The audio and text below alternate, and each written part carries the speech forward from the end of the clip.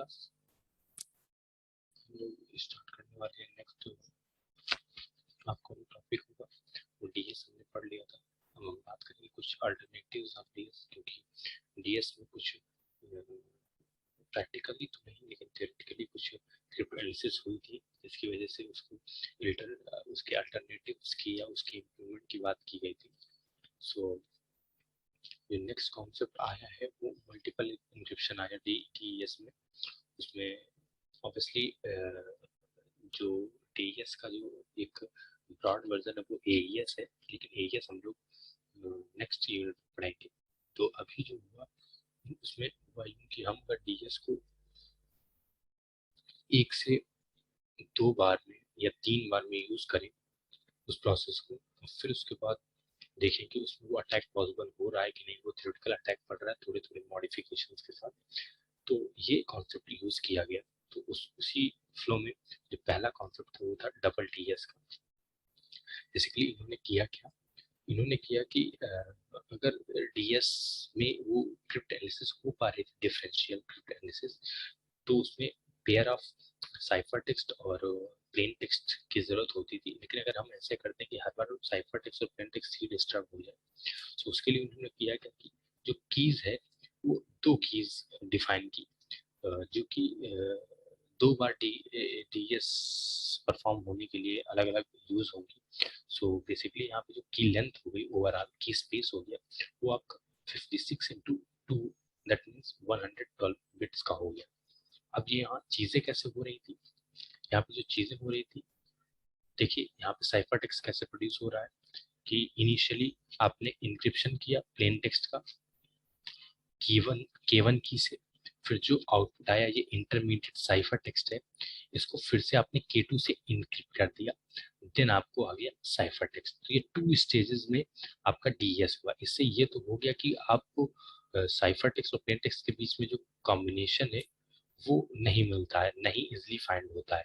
ठीक है, तो वो तो चीजें हो गई, लेकिन यहाँ पर आप अगर गौर से देखें और डिक्रिप्शन की बात करें कि डिक्रिप्शन में क्या करते थे, जो आपका ओरिजिनल साइफर टेक्स्ट प्रोड्यूस होता था यहाँ पे, उसको सबसे पहले हम D2 से डिक्रिप्ट करते थे, और फिर जो आपका इंटरमीडिएट प्लेन टेक्स्ट आता था उसको फिर से हम K1 से डिक्रिप्ट करते थे, देन फाइनल प्लेन टेक्स्ट आ जाता था। तो समझने की एक बात ये है कि गौर से अगर देखें कि जो प्लेन टेक्स्ट है उसको जब हम कन्वर्ट कर देते हैं और उसकी जो ये इंटरमीडिएट स्टेज होती है, इसको एक तरफ होल्ड करके सेव करके रखें, और अगर आपके पास कोई दूसरा साइफर टेक्स्ट होता है किसी टेक्स्ट का, किसी पर्टिकुलर प्लेन टेक्स्ट का, उसको आपने K2 से डिक्रिप्ट करके रखा, और फिर ये जो इंटरमीडिएट आपका साइफर टेक्स्ट आया या प्लेन टेक्स्ट आया, इंटरमीडिएट प्लेन टेक्स्ट आया, तो आप देखेंगे कि जो यहाँ पे इंटरमीडिएट आ रहा था साइफर टेक्स्ट और यहाँ पे जो इंटरमीडिएट प्लेन टेक्स्ट आ रहा है, अगर वो दोनों सिमिलर हो जाते हैं तो यहाँ पे एक तरह का अटैक पॉसिबल हो सकता था। तो यही हुआ कि बेसिकली जो रिडक्शन हो रहा है वो सिंगल स्टेज में हो रहा है। सो कहीं ना कहीं जो चीजें हैं वो पॉसिबली फाइंड हो पा रही थी कि इसका क्या लॉजिक बनता है कि आपने 56 की 2 बिट्स यूज की, लेकिन उसमें एक ऐसी इंटरमीडिएट स्टेज है, अगर आप गौर से देखें तो ये उतनी फैसिलिटीज नहीं प्रोवाइड कर पा रहा था। तो अटैक क्या पॉसिबल इसमें हो पा रहा था वो आप देखें, इस अटैक को हम लोग बोलते हैं meet in the middle attack. Basically हो क्या रहा था कि जब दो बार आप डीएस की मैपिंग करते हैं तो वो फिर से रिवर्सिबल सोल्यूशन बन जाता है, रिवर्सिबल इफेक्ट हो जाता है उसका। तो इससे हो क्या रहा था कि जो स्टेजेस थी वो 2 स्टेज से फिर से रिडक्ट होकर आपके पास सिंगल स्टेज का एप्लीकेशन हो जा रहा था।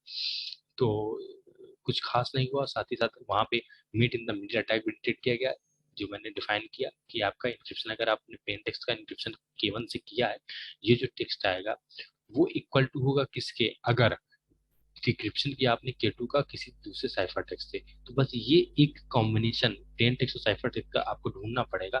अगर दोनों का ये कैलकुलेशन सेम आ जाता है, इसका मतलब क्या है कि वो की जो है या वो पर्टिकुलर प्लेन टेक्स्ट हैक हो जाएगा वहां पे। तो आप ये समझ लीजिए कि इसे हम meet in the middle attack कहते थे। इस वजह से ये तो सबसे ज्यादा फ्लॉप हो गया, डीएस से भी ज्यादा फ्लॉप रहा। नेक्स्ट इसका अल्टरनेटिव ढूंढा गया, तो आते हैं ट्रिपल डीएस। ट्रिपल डीएस में बेसिकली हो क्या रहा है कि यहाँ पे आप दो कीज यूज कर रहे हैं, लेकिन किस फॉर्मेट में यूज कर रहे हैं वो आप देखेंगे।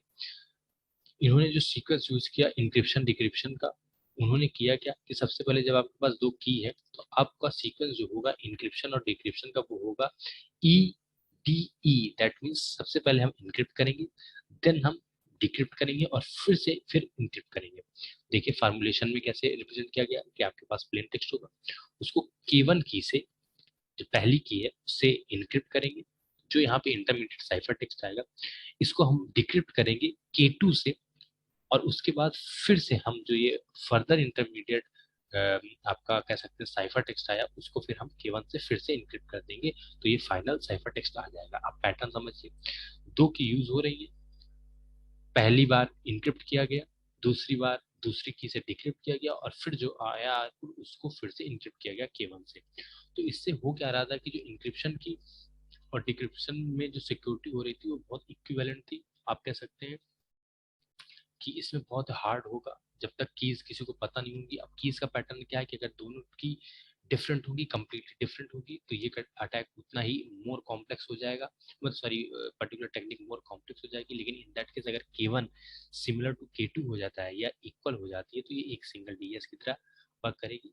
अभी तक इसमें कोई भी नॉन प्रैक्टिकल अटैक नहीं हुआ, फिर भी बहुत से रिसर्चर अल्टरनेटिवली वर्क कर रहे थे, तो एक अल्टरनेटिव और ढूंढा गया जिसको हम triple DS with three keys कहते हैं। इन्होंने किया क्या कि बजाय इसके कि दो की यूज करें, हम तीनों प्रोसेस के लिए तीन अलग अलग की यूज करते हैं। देखिए कैसे, पहली बार हमने इंक्रिप्ट किया प्लेन टेक्स्ट को पहली की से, फिर डिक्रिप्ट किया दूसरी की से और अगेन इंक्रिप्ट किया तीसरी की से। तो इस कॉम्बिनेशन के साथ जो है हम triple DS three security three की सिक्योरिटी इम्प्लीमेंट करते हैं। आज तक इसमें कोई भी प्रैक्टिकल अटैक पॉसिबल नहीं हुआ, इवन दैट टू कीज में भी नहीं पॉसिबल हुआ, थ्री कीज में तो किया ही नहीं गया। अब हुआ क्या कि इसको एक स्टैंडर्ड की तरह यूज किया जाता है और हमारे जो इंटरनेट एप्लीकेशन हैं जैसे प्रिटी गुड प्राइवेसी, पीजीपी और जो ईमेल एक्सटेंशन है MIME, इसमें ट्रिपल डीएस के थ्रू ही ट्रांजेक्शन कम्युनिकेशन होता है। तो ये रहा डीएस के अल्टरनेटिव्स के बारे में। आगे नेक्स्ट क्लास में हम बाकी चीजें देखेंगे। तब तक के लिए थैंक यू।